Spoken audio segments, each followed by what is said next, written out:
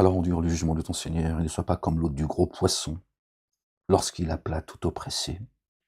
Accepte le jugement de ton Seigneur, accepte ta destinée, ya Ahmed.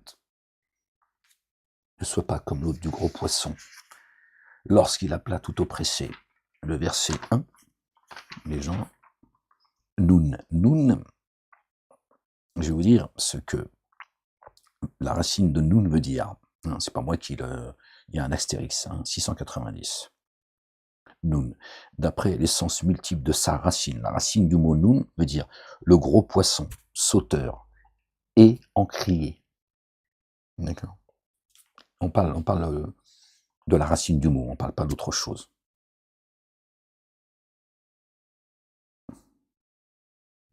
Ok, les gens. Donc la racine du mot Noun, d'accord. Le gros poisson sauteur, qui nous rappelle Moussa alayhi salam, l'histoire du poisson. Il a sauté d'une manière étonnante dans l'eau et encrié. C'est dans l'encrier céleste que le calame ou plume céleste prend l'encre divine indifférenciée et est contenu pour écrire le destin de toute chose. Bon, ça après c'est là. Mais l'important c'est de savoir que Noun, d'accord, sa racine c'est le gros poisson. L'encrier, l'encre. Parce que nous, on connaît l'histoire de Jonas, alayhi salam, paix et salut de Dieu sur lui, sur sa famille, comme étant quelqu'un qui a été qui s'est retrouvé dans le ventre de la baleine pendant 3 jours et 3 nuits. D'accord. C'est-à-dire, c'est en fait, c'est Gepetto. Jonas, on aurait pu trouver dans le Coran ou dans la Bible Gepetto. Celui qui s'est occupé de Pinocchio. D'accord. C'est en tout cas la narration, le hadith, comme on en a fait un dessin animé, un film, très attachant le film d'ailleurs. D'accord. On sait que Noun veut dire le gros poisson. L'encrier aussi, l'encre. D'accord. Alors endure le jugement de ton Seigneur et ne sois pas comme l'hôte du gros poisson lorsqu'il l'appela tout oppressé.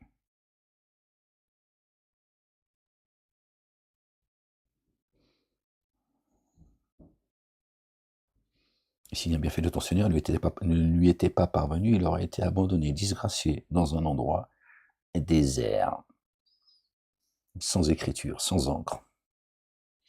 Alors son Seigneur, là il lui établit parmi les intègres. Alors, je ne sais pas dans quel chapitre se trouve cette partie du récit de Jonas, alayhi salam. On la trouve dans la Bible, d'accord, mais on la trouve ici aussi. D'accord. Donc c'est quoi en fait cette fameuse baleine, ce gros poisson? C'est quelqu'un qui avait une grande science, qui a retenu Jonas auprès de lui.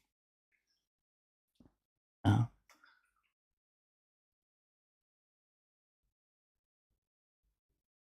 Et il l'a enseigné. Et il lui a dit, je le dis avec mes mots les gens, qu'est-ce que t'as fait Jonas? Jonas il a quitté ses tenants, il s'est tiré. Il a craqué mesquine. Il n'en pouvait plus.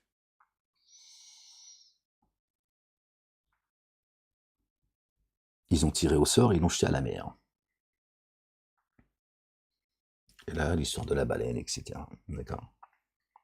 C'est là où vient l'histoire de la baleine. La baleine, elle l'a avalé. Alors, fais-toi avaler par une baleine et tu vas voir combien de temps tu vas rester, si tu vas rester 3 jours à respirer. C'est quelqu'un qui avait une grande science. Moussa, alayhi salam, quand il dit à son compagnon, on a beaucoup marché aujourd'hui, sors le poisson, on va le cuire, on va le manger. Et lui, il a dit, oh, Satan, il m'a fait oublier, le poisson, à un moment donné, il a sauté de manière étonnante dans l'eau. Et Moïse, il lui a dit, où et à quel moment? Et il lui a dit, c'est là, il faut qu'on retourne sur nos pas, c'est là qu'il fallait s'arrêter. C'est parabolique, les gens. Moïse, il a compris que c'était là qu'il allait rencontrer celui qui avait une science que Moïse n'avait pas. Peut-être que c'est le même qui a chopé Jonas. Paix et salut de Dieu sur eux et sur leur famille. L'eau, c'est la parole aussi. Dieu nous dit il nous parle dans le Coran, d'accord? Il nous dit que parfois il nous qualifie de vaisseau, d'accord? Il nous dit quand vous avez d'accord, quand vous êtes dans les vagues, hein, que je vous ramène sur la terre ferme, etc., etc. Et il nous dit que ce globe, cet ici-bas, d'accord, que Dieu a aplani, d'accord, d'accord, Dieu compare il compare cette terre à la mer.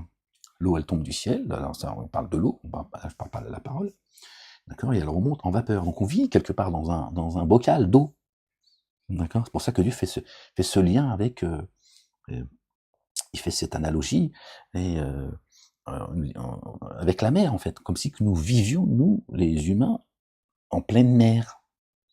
Et Dieu a fait que, voilà, on peut respirer en dehors de la mer, l'océan, etc. Mais on est dans la mer. L'eau, elle est tout le temps avec nous, en fait. Et parmi nous, il y a des gens qui ont beaucoup de science, d'autres qui en ont moins, et il y en a qui en ont pas du tout. D'accord? Ok? D'ailleurs, vous connaissez l'adage, quand on va parler par quelqu'un, quel que soit, souvent dans les milieux mafieux, on dit oh, c'est un gros poisson. On a chopé un gros poisson. Pourquoi on dit un gros poisson? Je veux dire, c'est un humain en fait. Pourquoi tu poisson? Les gens vont dire oui, mais parce que c'est une analogie avec on a pêché un gros poisson dans la mer. Oui, mais pourquoi on fait cette analogie avec l'humain en fait? Ça vient pas de nulle part là aussi. La langue, les mots, ils viennent pas de. Tu vois, c'est pas. Donc celui qui a chopé Jonas et celui qui a instruit Moïse, d'accord, ce sont des gros poissons parmi les humains, par la science.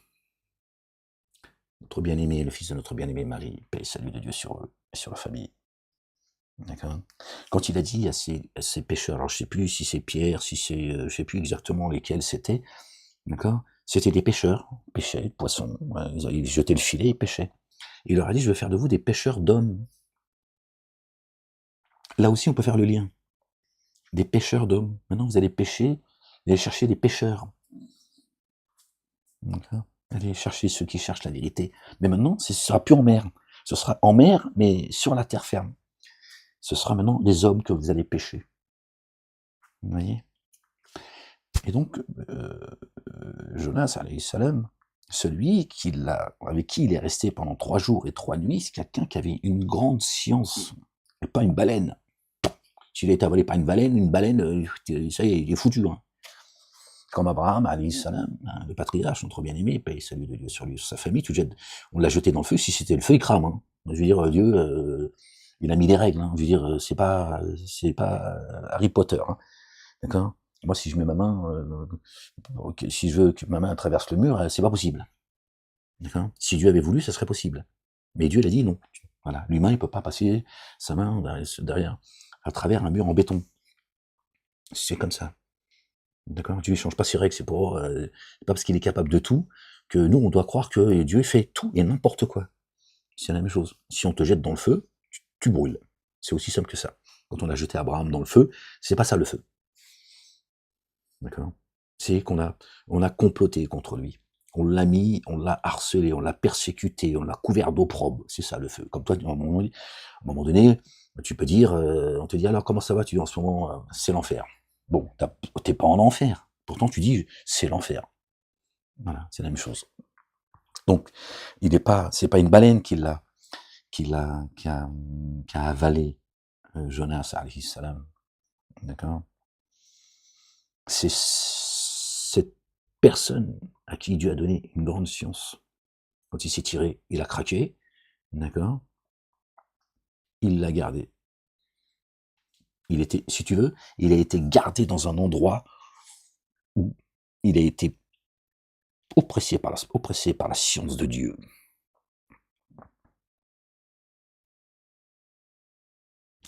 Ou, allez, j'essaie juste de trouver où il a été privé de science.